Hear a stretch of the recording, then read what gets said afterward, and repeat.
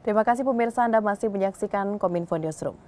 Pemirsa, saat ini Kementerian Komunikasi dan Informatika Republik Indonesia telah mengoperasikan mesin pengais konten negatif sebagai langkah untuk menangkal konten-konten negatif di internet atau yang disebut dengan iSystem.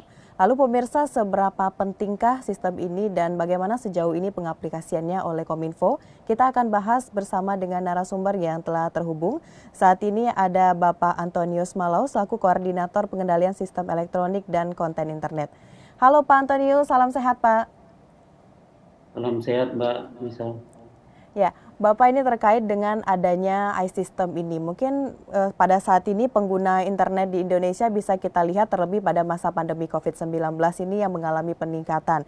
Baik itu dari milenial atau bahkan dari segala umur. Nah untuk dari sistem AIS ini, Pak Antonius bisa jelaskan juga apa kebijakan atau dasar dikeluarkannya sistem ini Pak? Baik, terima kasih pemirsa. Kalau kita lihat jumlah pengguna internet aktif Indonesia saat ini 170 jutaan. Mungkin itu data Januari 2022, tapi sekarang pastinya angka itu terus meningkat. Nah, kemudian kalau kita hubungkan dengan apa yang menjadi amanat undang-undang mewajibkan pemerintah untuk melakukan pencegahan penyebarluasan konten negatif. Kemudian di sana juga ada kewenangan pemerintah untuk melakukan pemutusan akses atau pemblokiran konten-konten yang melanggar hukum. Nah, kita sangat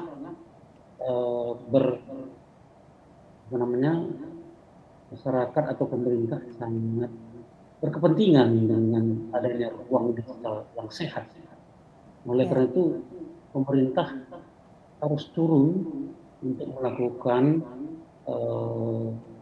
upaya-upaya demikian rupa agar ruang digital itu menjadi bersih, dimanfaatkan secara produktif. Oleh karena itu, dengan bantuan mesin tentu, kalau dilakukan secara manual, tentunya sangat lambat sekali. Kita juga membutuhkan sumber daya yang sangat banyak. Artinya orang-orang akan dikerahkan banyak sekali untuk melakukan pengendalian terhadap konten secara manual. Karena itu dibutuhkan satu mesin yang dapat mempercepat pekerjaan untuk mengenali konten-konten yang melanggar hukum, kemudian melakukan pengendaliannya berupa pemblokiran konten negatif kalau dia berbasis website, atau kita minta takedown ketika konten itu ada di platform media lainnya, atau media sosial atau di platform e-commerce, seperti itu. Baik Pak Antonius, berarti sebelumnya dengan adanya sebelum adanya sistem AIS ini, beberapa penyaringan dilakukan di internet itu sedikit mengalami terlambat atau bahkan kita membutuhkan sumber daya manusia yang begitu banyak dan juga memiliki kemampuan yang sangat tinggi. Namun Pak, sejak adanya sistem AIS ini, apakah sudah banyak terjaring beberapa konten-konten negatif tersebut dan bagaimana perkembangannya hingga saat ini Pak? Ya, kalau kita lihat statistik ya, sampai saat ini kita telah melakukan pemblokiran terhadap 2 jutaan lebih, 2.600.000-an konten negatif yang berbagai klasifikasi, mulai dari pornografi, perjudian, terorisme, sara, fitnah, terorisme, radikalisme, dan kekerasan anak, dan seterusnya. Itu terlihat dengan alat ini tentunya sangat membantu untuk mencari dan mengenali, lalu kita melakukan pemblokiran terhadap konten-konten yang melanggar hukum tadi. Ya. Baik, Pak Antonius, ini terkait dengan sistem pelaporannya. Apakah untuk menjaring pelaporan tersebut harus ada dulu pelaporan dari pihak tertentu atau mungkin AIS ini telah mampu menjaring langsung tanpa harus adanya pelaporan terkait dengan konten negatif tersebut, Pak? Nah, jadi ada 3 saluran atau 3 cara yang dapat ditempuh dalam rangka untuk mengenali konten negatif. Pertama adalah berdasarkan hasil patroli. Jadi kami secara aktif melakukan patroli siber 24 jam sehari, 7 hari seminggu. yang diawaki oleh kurang lebih 100 orang di ya. Kemudian ada juga jalur aduan oleh masyarakat. Kemudian yang ketiga adalah jalur aduan instansi. Jadi kementerian lembaga itu diberikan jalur untuk melaporkan konten-konten yang melanggar hukum berdasarkan kewenangan mereka. Ya. Seperti itu. Baik. Untuk konten yang ditemukan oleh AIS ini sejauh ini seperti apa, Pak? Konten apa saja yang mendominasi? Ya, kita karena fokus kepada pornografi dan perjudian dan terorisme, jadi lebih banyak itu konten-konten pornografi dan perjudian itu yang kita prioritaskan untuk dilakukan pencarian dan pemblokirannya. Baik, berarti Dan yang konten lebih semacam mendominasi. itu tentu berasal dari kementerian lembaga yang punya kewenangan, misalnya pinjol-pinjol ilegal itu dari OJK atau Satgas Waspada Investasi. Konten-konten yang obat-obatan yang dilarang, yang belum memiliki izin edar itu dari Badan POM. Ya. Baik Pak Antonio, setelah ditemukannya atau dideteksinya konten-konten tersebut, langkah apa lagi yang dilakukan oleh Kominfo, Pak, dalam sistem AIS ini? Maksudnya gimana? Setelah kita menemukan beberapa konten tadi, langkah selanjutnya seperti apa, Pak? Apa yang akan kita lakukan setelah menemukan konten-konten negatif tadi? Mungkin ada lagi sistem pelaporan atau bahkan kita melakukan deteksi lebih jauh lagi atau mungkin langsung memberikan hukuman dan segalanya?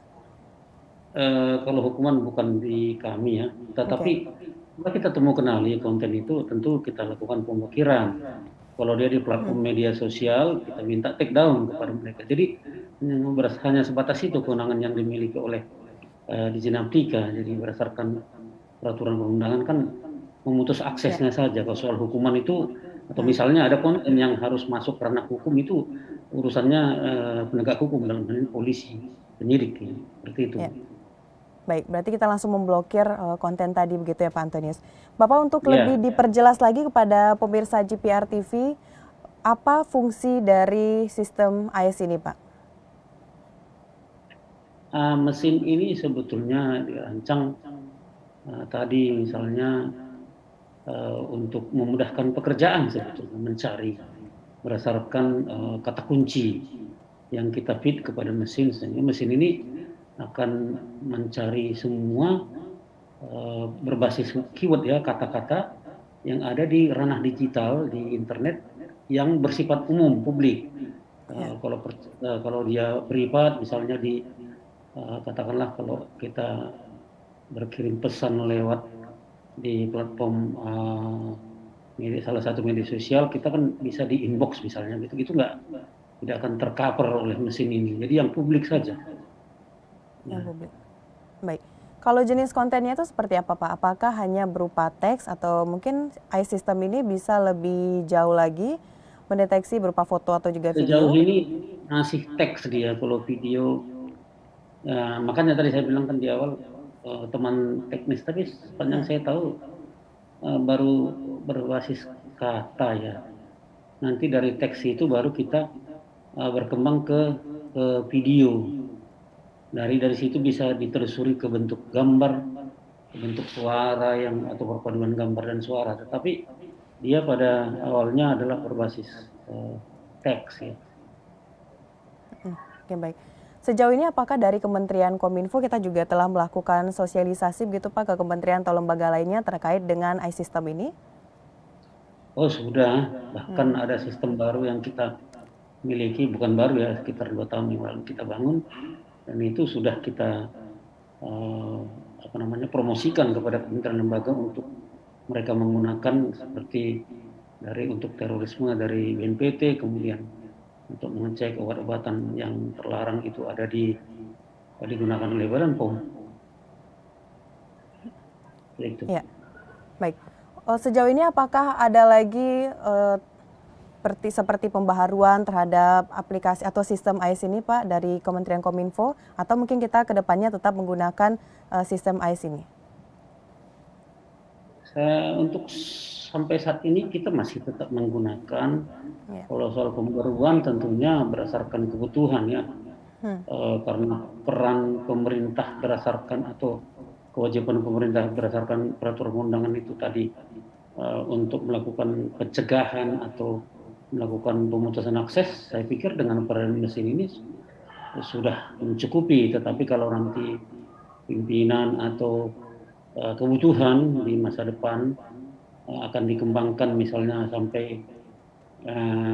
sampai bisa mengecek gambar atau suara, itu tentunya perlu investasi lagi. Tetapi sampai jauh ini menurut kami di sini dalam rangka tadi pengendalian konten-konten pornografi, perjudian yang berbasis teks seperti yang selama ini digunakan ini sudah memadai menurut saya.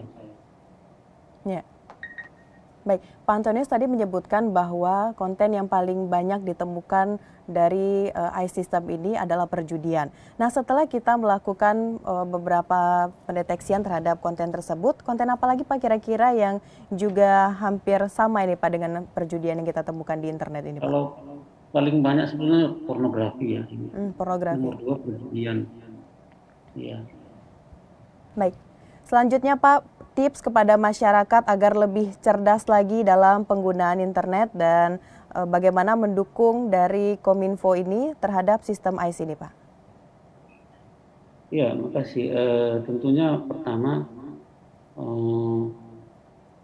cerdas berinternet itu tentu perlu upaya ya. Mereka tentunya harus mengikuti atau membaca banyak literatur, membaca